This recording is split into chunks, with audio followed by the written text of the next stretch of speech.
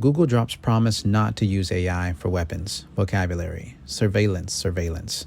The surveillance camera captured footage of the burglars as they fled the scene. Petition.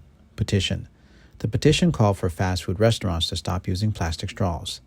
Inauguration. Millions of Americans watched the inauguration on TV. Rescind. At the start of his presidency, Biden used executive orders to rescind a number of Trump-era laws. Core. Asia is our core market, but we have a few clients in Europe as well. Rival. HBO Max and Disney Plus are among Netflix's biggest rivals. Article.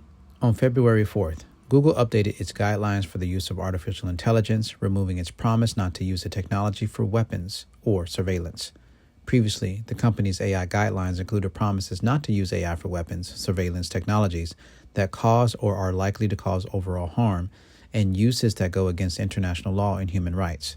The AI guidelines were created in 2018 after the company's employees protested a research contract Google made with the U.S. Department of Defense that would have used AI to improve drones' ability to identify targets. The company decided not to renew the contract after thousands of employees signed a petition against it and several staff members resigned.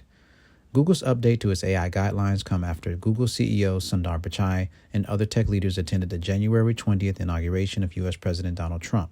After taking office, Trump rescinded an executive order by former President Joe Biden that had established safe practices for AI.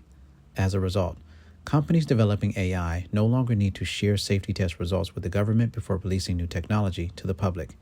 In a blog post on February 4th, Google defended changing the guidelines, saying that businesses should work with democratic governments to develop AI.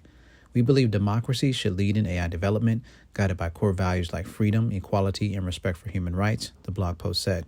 And we believe that companies, governments, and organizations sharing these values should work together to create AI that protects people, promotes global growth, and supports national security. The blog was published just before the company's latest financial report showed earnings that were lower than expected, causing a drop in value for the company's shares. Google's promise not to use AI for weapons was unusual among companies developing the technology.